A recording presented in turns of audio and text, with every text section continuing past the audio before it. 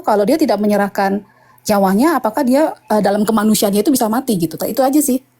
Mau mengklirkan aja. Tentu dia bisa mati karena dia itu sudah mengambil kodrat manusia. Kalau dia tidak mengambil kodrat manusia, dia kan nggak bisa mati. Ibrani 2 ayat 14. Enggak, kalau kamu mengimani Kristen harusnya menghargai kata-kata itu. Menghargai, memang ini bentuk tidak penghargaan. Iya, itu kan dari bahasa Arab, Ustazah.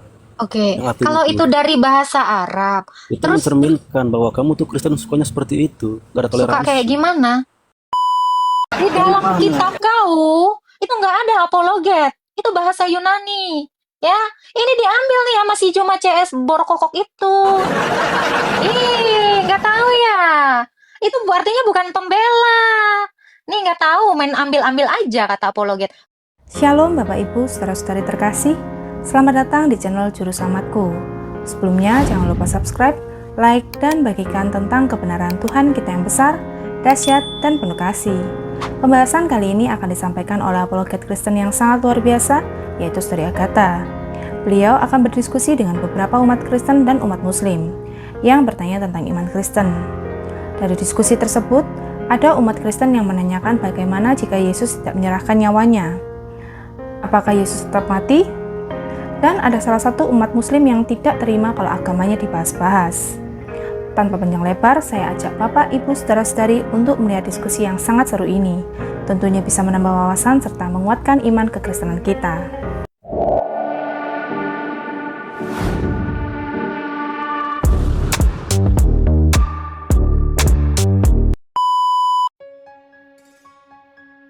Kita naikkan lagi ya. Untuk teman-teman yang Kristen maupun non-Kristen, boleh-boleh aja nanya sama Bunda. Ya, tanya apa aja. Curhat juga boleh sama Bunda ya. Halo Jamara Luaha. Zamara. Jangan cubit pipi aku, Tuan. Kasih aja mahkotaku. Kelas. Mahkotamu lagi di las. Halo Riki. Halo Kak. Ya, silakan mau bertanya apa? Ya gini Kak, tentang Halo, Adam. Shalom Bu, selamat siang. Iya, salam-salam. Bentar ya, tadi yang mana duluan yang ngomong? Lucu. Silakan, siapa duluan tadi? Jamara, silakan, atau Riki, silakan. Gini Kak, tentang Adam. Boleh. Kenapa Tuhan seolah-olah membiarkan Adam itu jatuh ke dalam dosa gitu? Kenapa enggak? Kan Tuhan Maha Kuasa. Di mana seolah-olahnya? Maksudnya gini Kak, kan bisa saja Tuhan gimana? Tuh? Gimana ya? Coba kamu baca dulu Kejadian 2, coba baca. Nih jangan bilang seolah-olah loh. Kalau Tuhan itu kayak sengaja, nggak mungkin Tuhan bilang jangan makan. Pasti biarin aja kan? Oh nggak? Nih baca Alkitab pun nggak paham dia ya. Kasihan. Bunda harus gimana lagi?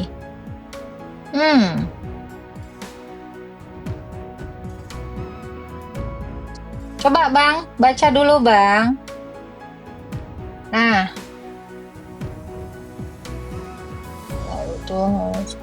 Kejadian 2 ayat 15 coba baca Bang.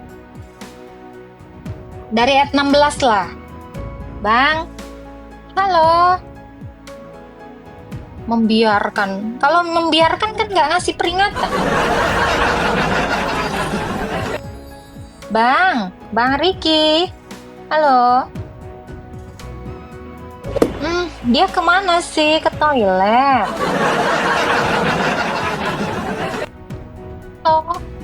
Lagi nyari Alki. Gak usah, dengerin aja aku sini. Oke Kak. Oke, Kejadian 2 ayat 16 dikatakan gini. Ada suaranya? Ada.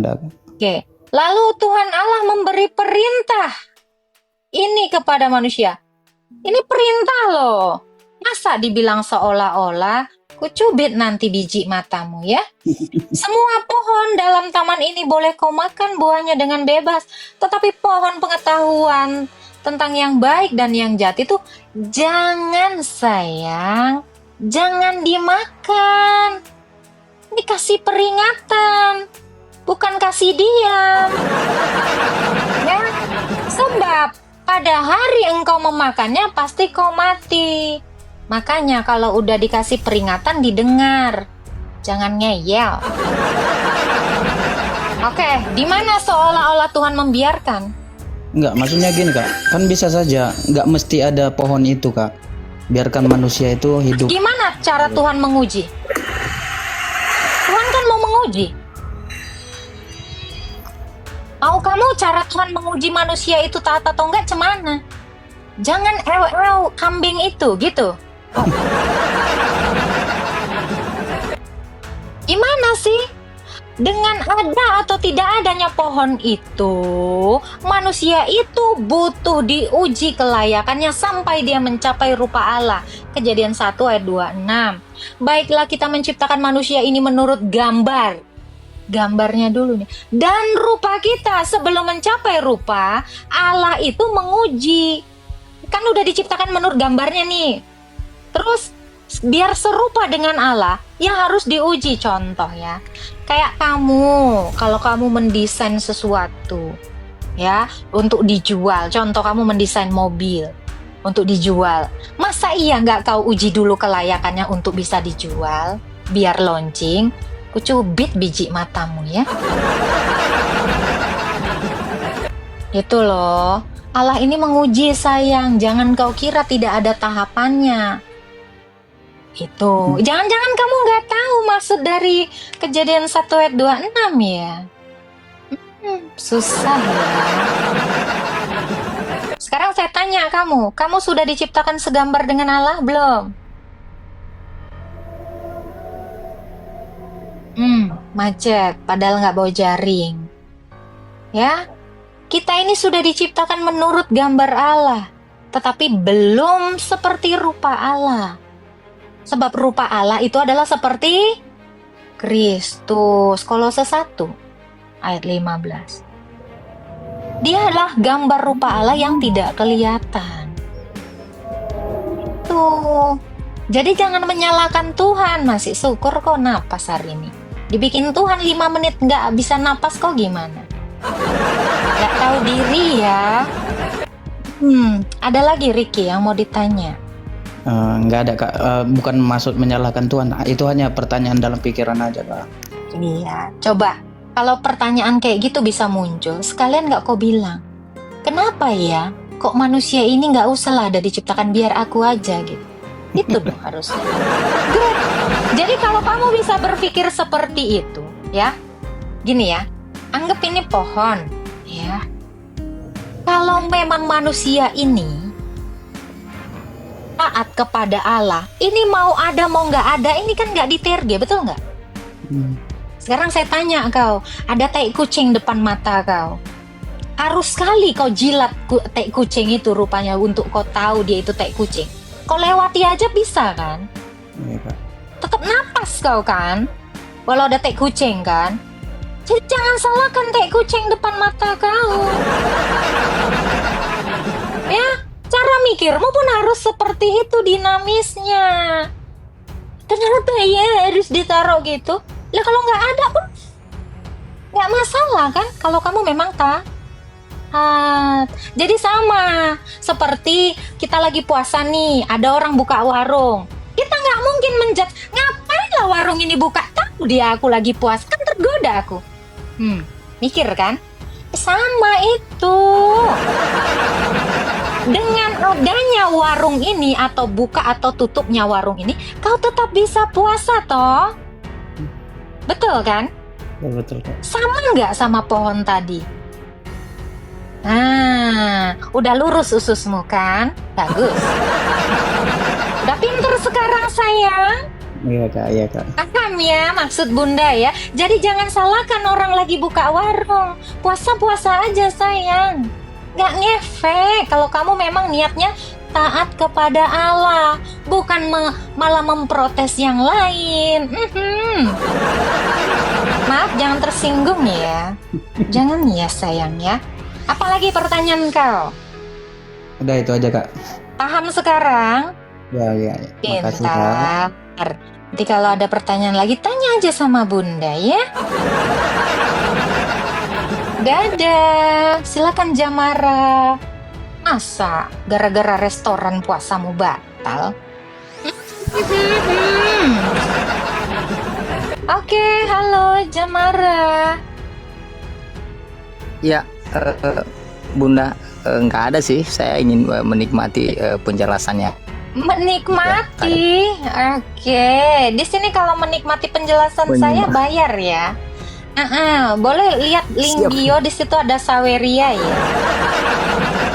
Mau langsung ngasih TikTok Universe boleh ke Bunda. Nggak ada yang gratis hari ini sayangnya.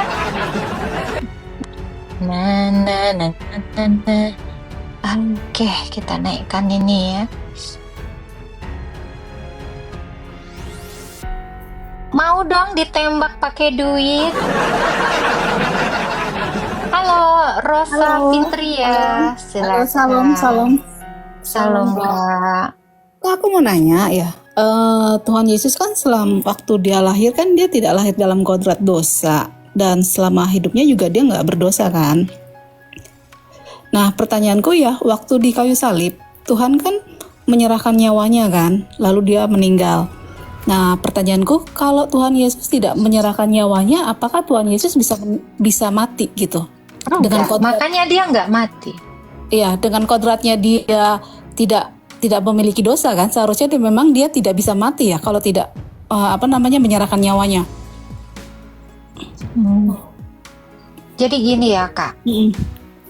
Jadi Yesus itu dia tidak mati.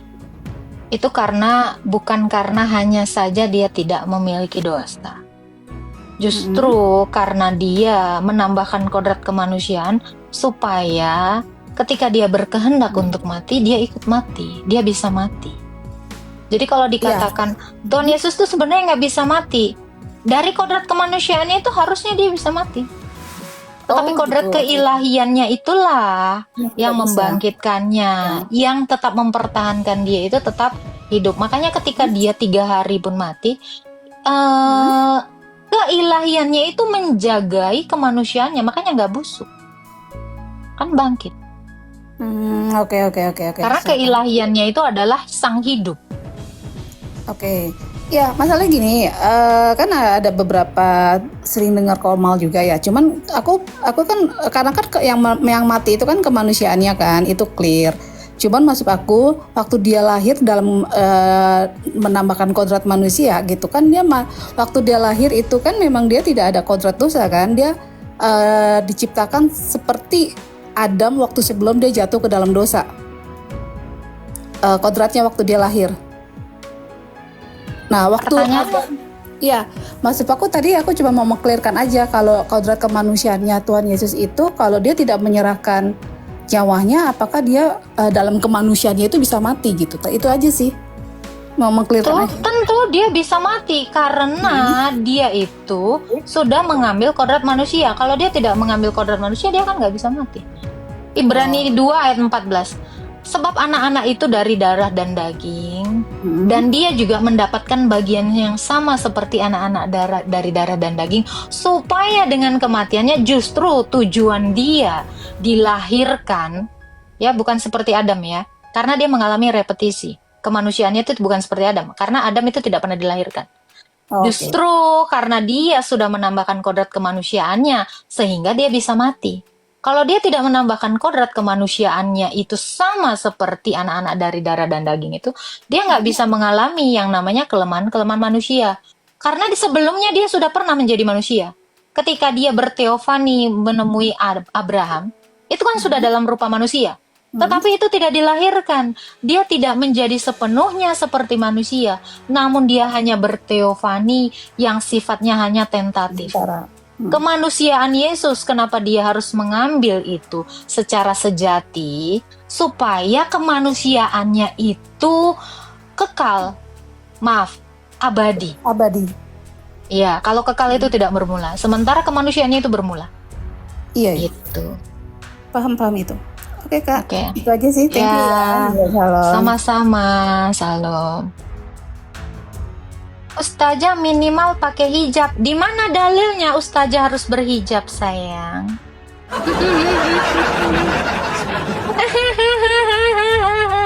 Mana dalilnya, cinta? Gak ada dalil, gak usah. Jadi kalau nggak ada hukumnya, jangan maksa orang. Minimal. Sejak kapan, sayang?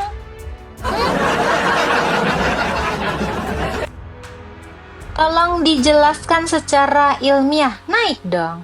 Naik sini. Saya jelaskan secara ilmiah. Mari, silakan naik. Ya kan? Naik dong. Tuhan tidak ada, Tuhanmu itu, Tuhan saya ada. Oh, buktinya ada. Tuh, buktinya ada ikonnya. Jadi jangan bilang Tuhan nggak ada. Oke, ini ada Nur Syahirah 10 stadu. Silahkan. Bunda Maria aja tutup aurat. Memangnya Bunda Maria itu kerudungan karena nutup aurat?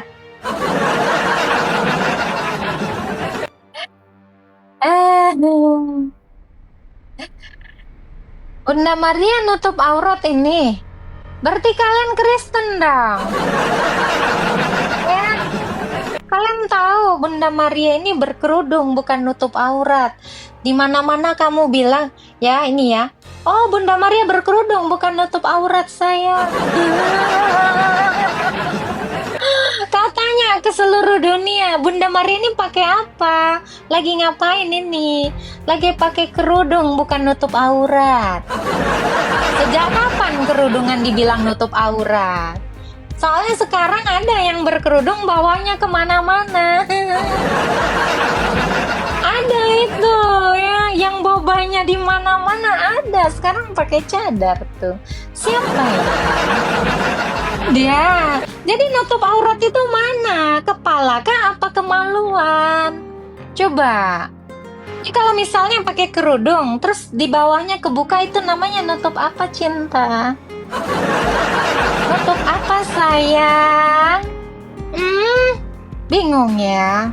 Sama, Bunda juga. Itu ya, udah santai aja. Ini kan Bunda lagi mengajar iman Kristen, bukan iman kamu. Iman kamu jangan kamu paksa sama iman Bunda. Aduh, jatuh. Bunda kan beda iman, sayang. Salam toleransi ya. Halo Jupiter. Halo, Julfikar. Halo. Ya, silakan. Mau bertanya apa, Julfikar?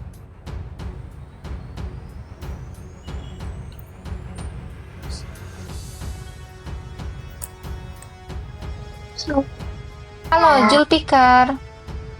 Ya, halo Agatha. Ada yang mau ditanya, Pak Julfikar? Ya, pengen nanya itu loh. Nama Ustadz itu kenapa harus memakai nama Ustadz gitu? Enggak nama. Ustazah. Iya, Ustazah. Iya, kalau Ustazah itu bahasa Indonesianya apa? Guru. Ya sudah, saya guru, Pak. Kenapa harus memakai kata itu loh? Enggak Ada disebut larangan? guru. Ada larangannya enggak? Ya tentunya ada.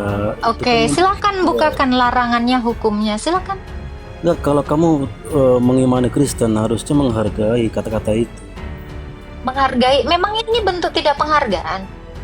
Iya, itu kan dari bahasa Arab, Ustazah. Oke. Yang artinya Kalau itu dari bahasa Arab, itu terus mencerminkan bahwa kamu tuh Kristen sukanya seperti itu. Gak ada suka toleransi. kayak gimana? Suka gimana?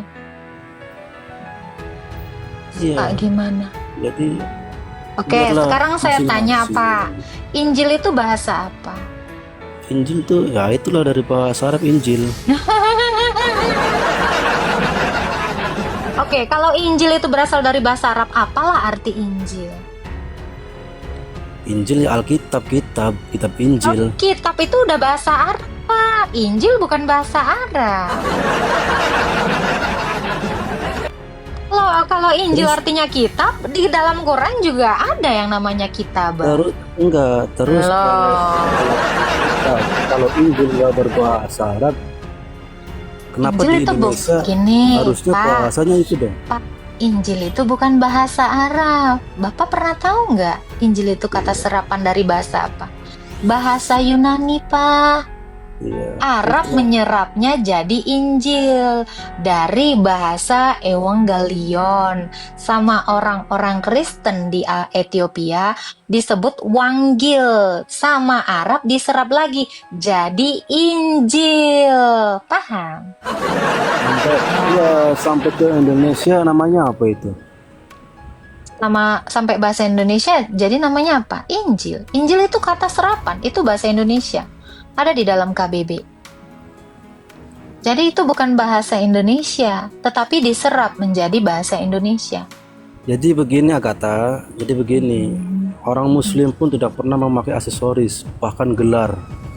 Gelar Kayak apa? paspor, kayak pendeta, Oke, tidak seperti sekarang itu. saya Silakan tanya, kamu Pak. berdakwah. Sekarang saya tanya, Silakan Pak. kamu berdakwah sama umat kamu sendiri. Pak, Nggak usah Bapak nyontek. tahu nggak, Pak, apologet itu apa? Pembela, koleket. Apologet itu bahasa Alkitab kami. Ngapain itu anak api itu pakai kata apologet? Ya, di dalam kitab kau itu nggak ada apologet. Itu bahasa Yunani. Ya, ini diambil nih sama si Juma CS Borkokok itu. Ih, nggak tahu ya. Itu artinya bukan pembela. Nih nggak tahu, main ambil-ambil aja kata apologet. Kami bisa mengklaim itu juga, tapi kan kami bukan orang bodoh yang suka mengklaim suatu bahasa sebagai milik orang. Ya, bahasa itu tidak pernah diklaim sebagai milik suatu entitas agama. Maruk ini namanya. Paham ya, Pak ya? Suruh dulu tuh, jangan pakai kata apologet. Ini ustazah emang nggak boleh dipakai? Ada nggak dalilnya? Dilarang pakai kata ustazah, nggak ada. Kata apologet itu juga, itu nggak pernah dilarang dipakai sama RT 6. Tapi boleh. Walau kalian nggak tahu artinya apa. Ya. Sayang sekali, Injil itu bukan bahasa Arab ya, Pak ya.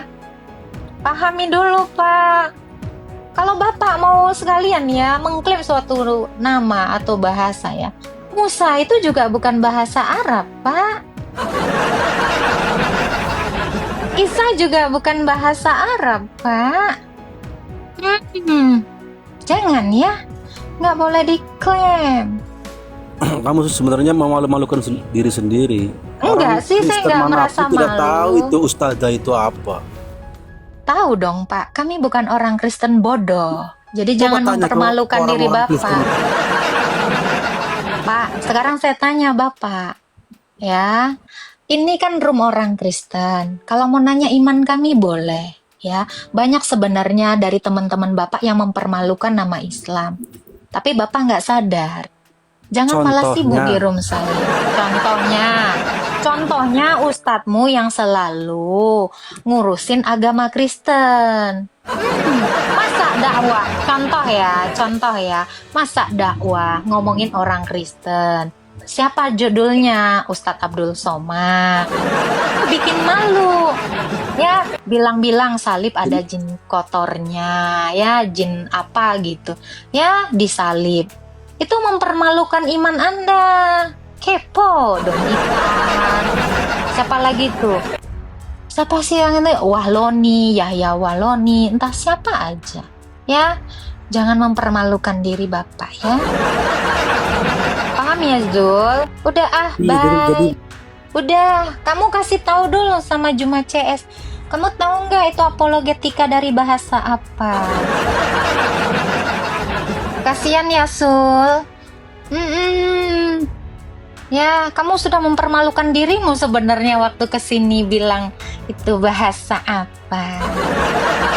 Malu ya. Malu sayang. Kamu kalau mau tanya iman Kristen, tanya aja. Makanya Bunda ini mengajar di sini. Dan tugas mengajar itu adalah seorang guru. Makanya Bunda ngajar. Ya. Ya, begitulah penjelasan dari Saudari Agatha. Bagaimana menurut pendapat Bapak, Ibu, saudara-saudari sekalian setelah melihat video tersebut? Tentu kita semua pasti merasa terberkati dan juga menambah wawasan tentang juru selamat kita, yaitu Tuhan Yesus Kristus. Mari kita sama-sama belajar terus tentang kebesaran dan kebenaran Tuhan Yesus melalui video-video selanjutnya. Shalom dan Tuhan Yesus memberkati.